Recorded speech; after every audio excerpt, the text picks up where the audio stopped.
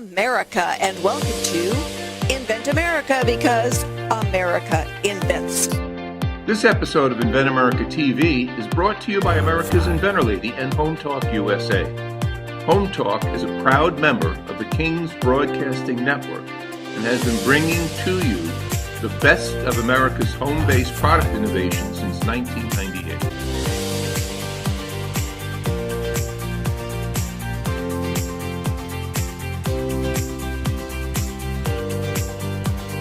This segment of Invent America TV is brought to you by the law offices of R.P. Baraska. RPB law offices have been bringing corporate-level legal expertise to the independent inventor community for more than 20 years. For all your inventing legal needs, trust rpblawoffices.com. Welcome, everyone. This is the Invent America show on the Invent America Radio Network. This is the Cajun Contractor, Michael King, co-host with the Invent Lady herself, here on the King's Broadcasting Network and all across this great country of ours. Rita, I know last week you were in the Maui state, Hawaii. And I was, yes. You just got out of the Tennessee mountains big time because of the snow. And I understand you came back to the snow, yes. To the snow, huh? And, we normally get this amount maybe over the entire winter season, and we got it overnight and then had to drive back through it. So, yeah, it's always good to get home, but, could have taken a little more sunshine. So anyway, that's the way it goes. Well, there's a lot going on. It's the beginning of the year here. It's going to be trade show time. We're going to be on that mighty bird, traveling all across the country, taking our show on the road. You're going to be at ASD Market Week. I'm going to be at the International Builders Show. We're going to be just all over the country, from east to west, from Orlando to Las Vegas. So a lot going on. But I want to talk about ASD Market Week. That is a very important part about what you do. Companies, the companies you represent, the future companies you might represent, and also that you're right in the middle of the thick of things. So let's talk about ASD Market Week, a little bit about the plans that you have, in where you at in the stage, and what can we do here on the Invent America show to really, so tell us what's going on. The ASD Market Week is the one that we found that is the greatest representation of consumer products. The cool thing for us is that we are the only innovation area there. So, Stephanie, our VP of Buyer Relations, always says, hey, everybody knows what's old. They want to see what's new. The buyers want to see what's new. Stores want access to new products.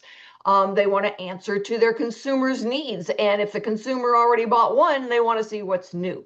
And ASD Market Week, across the board for any industry, auto industry, tools, baby products, kitchen gadgets, anything, they represent the most. There are 3 floors at the Las Vegas Convention Center. It's huge. But the other cool thing is that it is open to the consumer. So people who are out there can come in and, buy things. That's one of the other things, is that they encourage sales. Sell, sell, sell.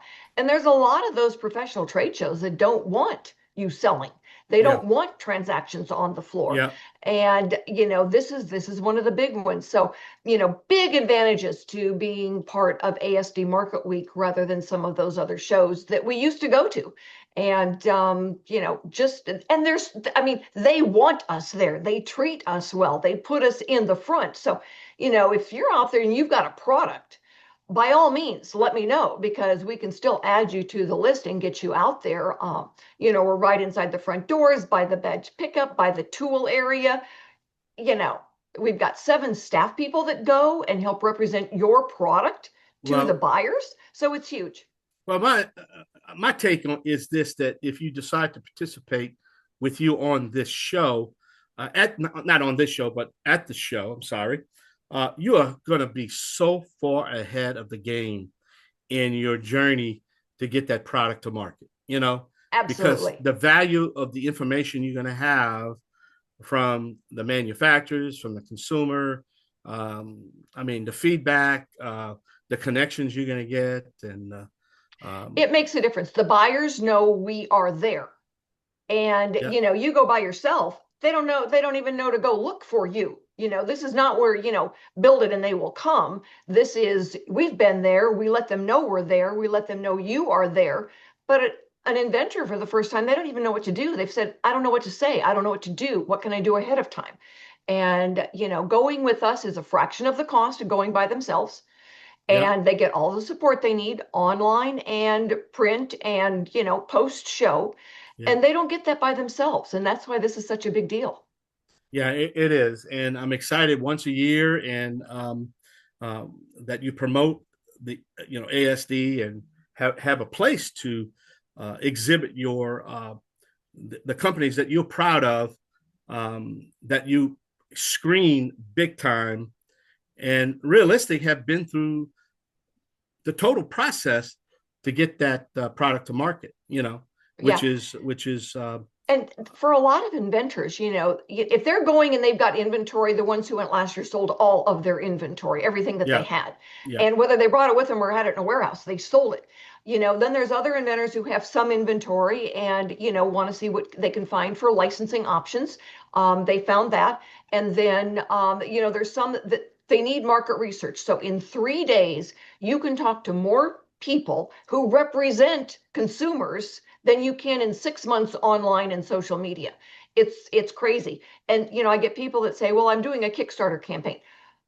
Going to the trade show is cheaper than doing a Kickstarter campaign, faster than doing a Kickstarter campaign. And you know what? If you hit your mark on a Kickstarter campaign, you're more likely to be bankrupt in 4 weeks than you are to be making a profit. good point. Good point. Well, a lot going on. I'm excited. Again, as I said, that I'm going to be at the International Building Show in Orlando. You're going to be at ASD Market Week, and we're going to be, all over, spreading love, spreading the gospel according to the Cajun contractor, Michael.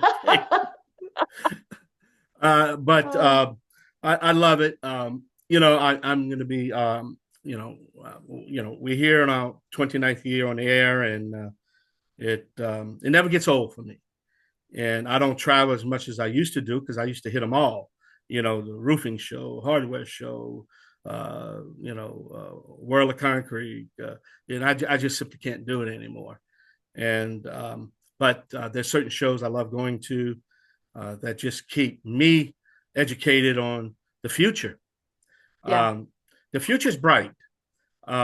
It's bright. There's a show. There is a show for almost every single product. Yeah. It's really interesting. And I've been to the National Asphalt Show. Who would have thought? Yeah. And licensed a product there. So there's just nothing like a show where you go, you shake hands, you see what's going on, and it's amazing. Product Market Week. Well, yep. You got a real good show planned. We only got a couple of minutes. Can you kind of give us a little rundown of what can we expect coming up? Well, we're going to talk about, getting those prototypes ready, and how for some folks it's really frustrating, for some it's really challenging and exciting to see the how a prototype evolves from your basic duct tape and cardboard to the final thing that you're taking to the show. And Noah McNeely is my industry expert, but he's got several of the inventors that he's doing prototypes for to get them to the show.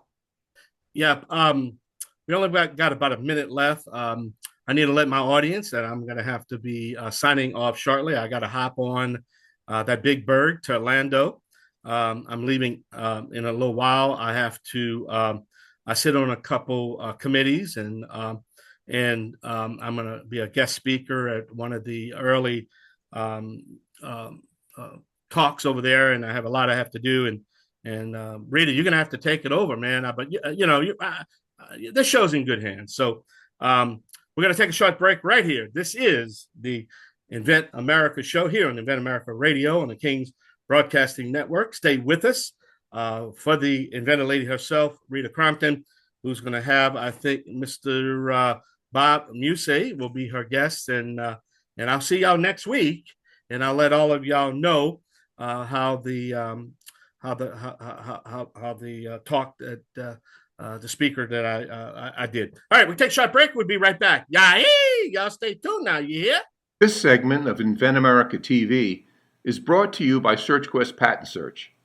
SearchQuest provides for a comprehensive patent search that searches the entire world and not just the U.S. Patent Office. Make sure that before you spend those big bucks having a patent written, you've done your due diligence by getting a comprehensive patent search. Use SearchQuestPatents.com for all your patent search needs. They scour the world for you. And thank you so much for being with us for this segment of Invent America, because America invents. We love to put out new products for the consumer and then let you know where you can go and get them and how they're going to make your life more productive, more entertaining, or just happier because it's easier. So this segment is brought to you by Wooden Wood. WeNeedGutters.com. You know, if you've got a place along your roof line that is dropping water where it shouldn't be, WeNeedGutters.com is where you need to go to find the fix. I did my own, got mine so that the water doesn't run down on my head when I go out the front door. Easy, inexpensive, and oh, holy cow, it works. So WeNeedGutters.com. My first guest right now is Bob Mussey. Mussey. Okay. Mussey. I got to change the vowels in that so I say it right. Anyway, it is a pleasure to have you with us today. So, Bob, tell us what you invented. So I invented a unique twist to a classic backyard game called Cornhole. I added 3 targets instead of 1 and placed them in strategic locations so that it didn't take away from the natural feel and shots of traditional cornhole, but rather added 3 of them to 1 game board. Well, I've been to the website and looked at these. It's really fun. I mean, you can put, tailor make it to the way someone wants it. TripleThreatCornhole.com is where you go to find the product, and wonderful images on there about, just how you can make it unique to someone's desire. And the testimonials on it were just wonderful, that people had so much fun being able to, really make the game their own. Yes, and we have multiple games that can be played on 1 game board, from Cornhole Baseball, where 2 players play from the same side of the board, and so your teammate's standing next to you versus on the opposite side of the field. And then they play together to strategize how to score points every inning. We have a dart version of like a cricket, where you have 3, 2, 1, where you got to close out each number on the board, which is each hole. So it's fun. It's fun for multiple skill levels.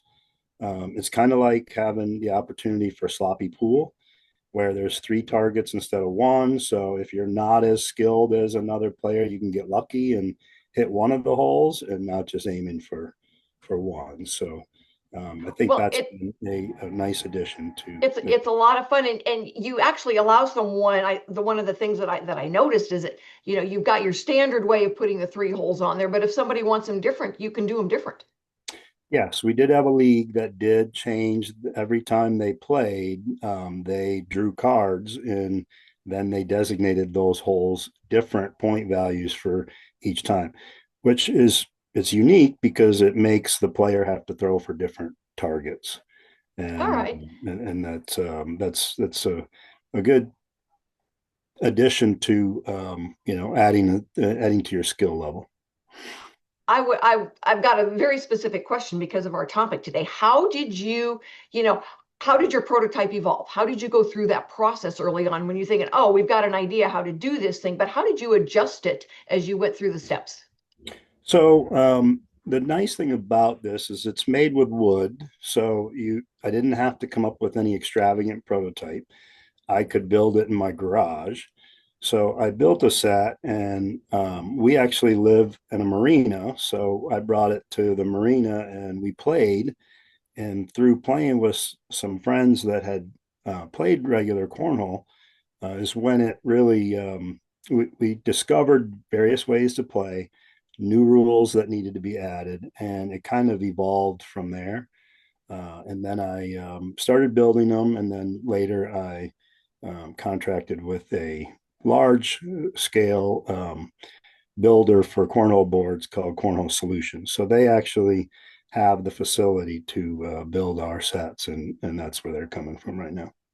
Well, I think this would be really popular at some of the retirement communities, where they're not going to go jogging, all right, but they can get out and socialize and play a game and have a really good time.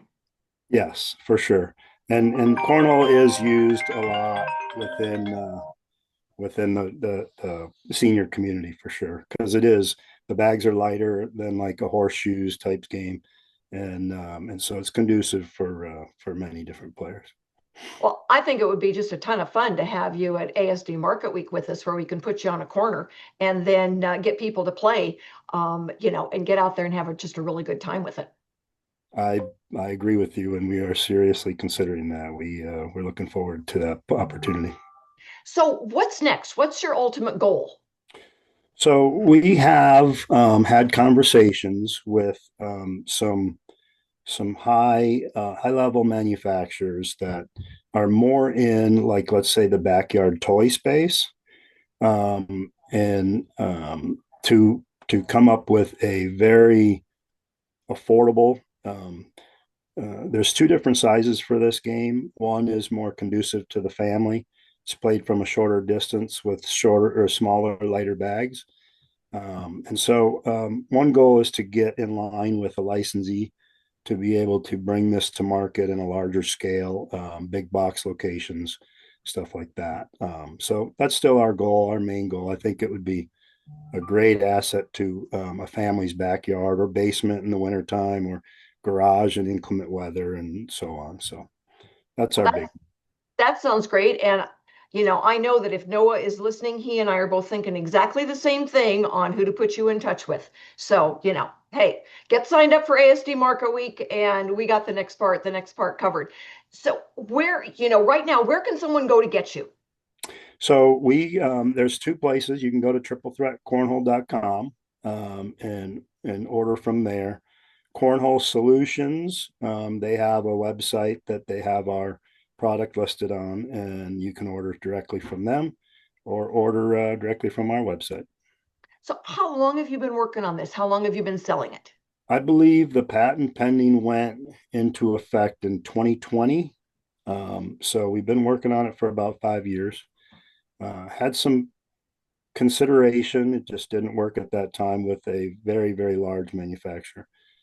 So we're not giving up. We're hoping to land that one day to bring this to the larger scale market. So, well, that's wonderful. And thank you so much for being with us. We will get that website posted for anybody who wants it. And we will be right back, everybody, with my next guest. I call him Tony, but he shows up as a Dwayne on the internet. But we're going to introduce him as Tony because that's where he says Tony here. And oh yeah, that funny guy. So this is Rita Crompton with Invent America. Stick with us, everybody. We'll be right back. If you're an inventor, or an inventor out there who would just like to be able to have a conversation with other inventors, join the Inventors Roundtable. It's free. The meetings are virtual, so you can be anywhere in America and talk to another inventor. And for a lot of folks out there, understanding the process, being able to ask questions, getting good service provider information is critical to the inventing process. So, got questions? Want to join? It's free. inventorsroundtable.org. And thank you so much for being with us for this segment of Invent America. My guest for this segment is Tony, and he's got the nose tee. Tony, thanks for being with us, and tell everybody, what is the nose tee? The nose tee is a device that stops nosebleeds in a matter of seconds. All right, so it's not a Kleenex being shoved up the nose. That's what my daughters did.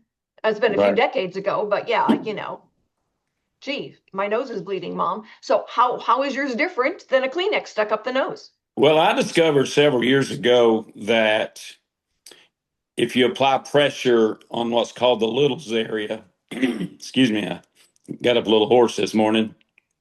But if you apply pressure on what's known as the Little's area around the nose, it will stop 90% of nosebleeds. 90% of nosebleeds are of the arterial type, which are originated in the frontal area of the face. There is a posterior nosebleed that can be generated from the rear of the head. The nose T does not work on those, but they're only about 5 to 10% of nosebleeds. But this covers 90% of nosebleed, scratching, irritation, dust, bump to the nose. It stops those. We even did a test marketing sort of just to find out if it would stop nosebleeds on the outside of the nose. And we did a test at a parlor where they'd done nose piercings, and it worked there too. All And right. it goes under the lip is where it goes. And then as you curl your lip, it pushes it up against the blood vessel that's feeding the blood to the nose and shuts it off instantly. There you go. All right. So now you explained, and you must be able to read my mind because you answered the next question for me before I even asked it. So how did you, this is not something, a mother, fixes a nosebleed and just, Kleenex on the nose and, lay down and put some ice on the nose, whatever. And from what I'm hearing is that that's not maybe going to work. But how did you come up with this? This is not something that everybody knows. I know it's a strange situation. I was at a church having a nosebleed, and I was in the bathroom, and this gentleman come out of the stall, and he said, if you apply pressure, and he showed me what to do, he said, your nosebleed will stop. Because I've had nosebleeds since I was a kid. And I did what he said. I applied the pressure at the place that he said to apply it, and it stopped instantly. And as soon as that happened, by the way, I've not seen this person ever since, so I don't know if he was an angel or what it was, but whatever he was, he fixed the nosebleed. And I decided at that point, there's a lot of sufferers like me, children that could use this knowledge. And I went to work raising capital to get it done. And that's where I'm at now. All right. So as you were going through the process, how many times did you have to adjust your prototype to get it right? This was the challenge, and this is why it's taken so long, because Rita, we couldn't just walk up to somebody and just hit them in the nose and say, here, try this. That Probably wasn't not. allowed. Go to jail. We could have, but we'd have went to jail. So I used myself as a test dummy. I made my nose bleed twice when we sort of fine-tuned the prototype. And then I had to wait on people to have nosebleeds to use them. And fortunately, one of my daughters had frequent nosebleeds, and she actually had two in one night, and she said in both times it stopped instantly. So at that point, we decided that we had fallen upon the right size, the right dimension, the comfortability of the area where it's going to go, and that's when we moved forward with production. It took a long time, obviously. Yeah, because like you said, it's not like you can walk up and, punch somebody in the nose and say, okay, here, try this without, them saying, oh, let's call the police too. I mean, and even your daughter, when you say, fortunately, I had a daughter who had nosebleeds, it's like, I'm not really sure that, flows right. But, good for you. Yeah, good for the testing part of it anyway. There you go. There you go. And nosebleeds are kind of just a matter of fact these days. Little kids are playing, they get a nosebleed. Some people like you are more susceptible to them, allergies, all kinds of things. And boy, to have an easy way to fix it, it's got to that's wonderful. So what's next? What are you looking at as far as getting your product out there bigger, better? What are you planning? Well, we actually have them already manufactured. They come in a jar, and this is one of them here. It's very small. It fits under the lip. It's made out of FDA medically approved silicone, and there's instructions that comes with the jar. We have them up online at walmart.com. I actually fulfilled an order this morning that came in last night. And so you can order them. There's a 10-piece jar, 3-piece pack. There's a first aid kit that we put together that has other items as well as the nose tee. You can get a 20-piece jar, I believe, there. And also you can get them in green, red, and white now. We actually started distributing them in school colors because wrestling teams are using them. any contact sports, karate, places like that, really benefit from these. So we started producing them in some of the school colors. I would like to do a huge launch nationwide because that would be a great way to introduce it to the market. But we need one more investor that, has the same passion we do. And so we're looking for that. But right now, our goal is to get it. We've identified 10 lanes of distribution. It's been said that it will be a unicorn at one point, which is a $1 billion business. So once it hits the, global market, the sky's the limit. So that's what we're looking for, is that one more investor to help us push it over the top. I know where you could go and show off and get a lot of sales. I heard about this place. Uh-huh, uh-huh. So, everybody who had inventory last year sold it all. And so a very good place to and Yes, I've sold out at shows before. I didn't carry a lot, but I did sell out because I like selling products. And actually, we actually sold them to people overseas, Yeah. foreign countries while we were there. We had a lady last year who went with us, and she had hers. Most of it was in a big container in a warehouse, and there was a little shop on an island someplace in the Pacific. They bought all of it, and she Wow. just shipped the whole bucket. She goes, I don't care what kind of label they put on it. We're just going to ship it all to them, and I sold it, and I can go back and get some more of that stuff made. So it was a great show for the folks who had inventory. People couldn't buy stuff fast enough, and that was wonderful. So anyway, I'm going to be after you to join us at the show because you've got one of those really cool products to get out there, and we can help you find the buyers and everything. But we get inventors who want to go because they want to sell stuff, and they can get a lot of then different types of connections when they go to the show. So that's why it's been such a big deal. And I want to thank you for being on with us today. I'm excited to be able to help you and help get the word out. So you've been selling now for a while. You've been working on this for several years, and getting it out there. It's wonderful to meet you, and thank you so much for being with us. If you are an inventor out there and you've got a product, join us on the radio. It doesn't cost anything to be on the radio and brag, because you know what? I've got to have guests every single Monday. And we always are looking for that new inventor that's got a product to share, and we can help get it out there to the masses. And if you've got just starting on an invention or something, call me, because you know what? We've got a lot of resources out there, and a place you can go called the Inventors Roundtable. So, Tony, you want to be able to share with people who can ask you questions. Join us at the Inventors Roundtable meeting. We meet twice a month.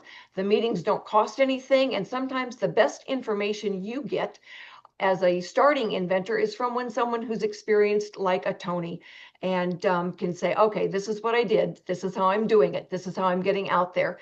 And, that way, then you don't have to take the bumps and bruises that he did, because he's willing to share with you. We are going to be right back with Noah McNeely, our industry expert. He's going to talk about that evolution of the prototype and some of the different products he's getting ready for ASD Market Week. So stick with us, everybody. We will be right back.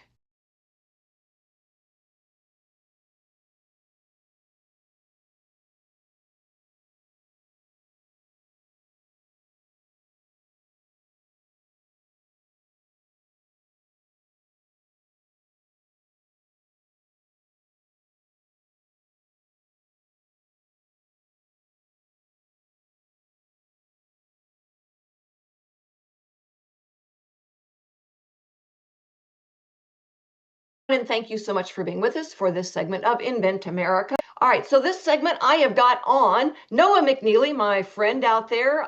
We do a lot of work together, and he is getting products teed up for us to take to ASD Market Week. And Noah, thanks for being with us today. Thanks, Rita. As always, it's a pleasure. So how do you help inventors understand the process? Because it's not like, they can feed it to you. I know one of the Holly who's going with us, she says, well, he'll have, the first prototype, and then he'll have the better prototype. So Right. how does that work? Well, it works a little different depending on the product, but generally, like with Holly, her product is a little bit complex. It's got a motor, it's got moving mechanisms, it's not just a plastic widget. So we do have to go through the process of what I call proof of concept, where we're going to make at least one ugly prototype that works, and work out all the little details, kill all the little gremlins, which there's always some. We want to do that with basic 3D printing and shop methods because that's cheaper. Once we get those worked out, which should be this week, we're kind of down to the last gremlin or two at this point. Then we'll go and we'll make a second prototype or whatever number it is, using much higher quality parts that are more smoother, and we'll paint them, we'll make them look like nice production parts, and that'll be what she takes to the trade show. So we are looking forward to that, because I think that her product especially has got multiple industries that it would apply to. And so it's a lot of times we get inventors, they'll get frustrated because it does take time. And the more complicated it is, the longer it takes to get through that prototype stage. And so it can be a challenge. We're in that, an ounce of prevention is worth a pound of cure kind of stage when we're doing prototypes like this. I think, and you probably have met inventors like this, they think a prototype is just a documentation of what their idea is. And that's really far from the truth. A prototyping process is really part of the development process. We can design stuff on the computer all day long. Until you bring that into the physical world, it's all theory. It's all, hey, that should work. Those parts should go together. The physics work. All theory. When you build one, and you start trying to use it, then you start finding, oh, well, that doesn't work because X, Y, Z. And you have to go back and you make adjustments, and you keep that process rolling. And then that's really where we are. Now, I know we've got at least 3 in-house that we were taking to the show. That's where we're kind of in the last stages of that process with all 3 of them. That's probably good, because the show's in 6 weeks. And right. So right. I know you're racing to get those done. One of the things that I've noticed a lot of times is that inventors get frustrated because it's very clear in their head what they're trying to do. They don't understand that what they're trying to do sometimes is much more complicated to make it do. And sometimes that's part of it. And sometimes inventors have a real tough time communicating out of their head to other people that are not living in their head what they're trying to do. So, I won't name any names, but people that we've worked with together in the past, that's been an issue. It's like they'll tell me it's going to do this and this and this, and then I'll build something that does this and this and this, and it turns out it was supposed to do that and that and that. So sometimes we have to go through that process a little bit.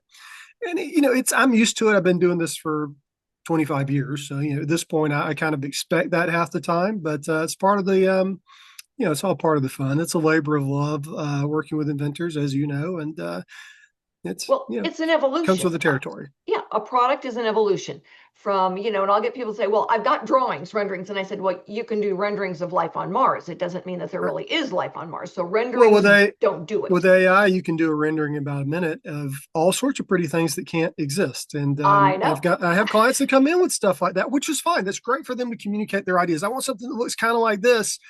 And it's obviously the physics don't work in what I'm looking at there, but at least it's a starting point. It helps them communicate, the idea of the emotion they're trying to capture or whatever it is. So, it's a useful tool, but it's not a prototype. Right. And the other thing is, a lot of times we'll get the prototype to the show, and then when they start getting the feedback, that market research from the show is critical, because the buyers there are representing thousands of consumers. So they've got a pretty good idea of what something should cost, of what something, how it should work. And so a lot of times inventors don't realize that the prototype they're showing, now you've got to have a manufacturer's prototype for the manufacturing part of it, but it's got to hit a price point that buyers are willing to push. Right. Yeah, and that's really the key. And, I think, as some people go to the show, they think they're going to be selling this product to one market, and they realize, oh, it's really popular in this other market. Now we've got to go back and change things. Now, what we do prototype-wise, we try to make it as close as possible to a manufacturing direction, but there are things we can do in a manufacturing setting that we can't do in prototype. So we have to oftentimes go back and make those, those adjustments as we get ready to ramp up with a factory. And the factory has, factories have tools and equipment that we're not going to have, that they can help with that process, but we guide them through that. And, but yeah, that's, getting to the first trade show prototype, that you're still not there. You're still not at a manufactured product yet. That's the next step. Right, right. I know we had a gentleman last year that had beautiful, product, but nobody was willing to pay the price. And he was making, that wasn't even, somebody else making them. He was making them in his garage, one set at a time. And so what he realized was that he had to go into the manufacturing. He had to make them out of a more consumer favorable material so that people would pay for them. When he dropped his price to what everybody said, he sold everything he had, but he wasn't going to sell them at that artist level. He was going to be able to sell them at a consumer level. So anyway, Noah, thanks so much for being with us. You've always got great insight. I look forward to having you on again. And Noah McNeely with Product Quick Start. If you're out there working on a prototype, he's the man. I've heard that he can walk on water too sometimes, so you never know. All right. Not well, but thank you. Thanks everyone for joining us today. We will be back next week with more stories on getting products from mind to market. We will have new inventors and industry experts. So join us and have a wonderful week.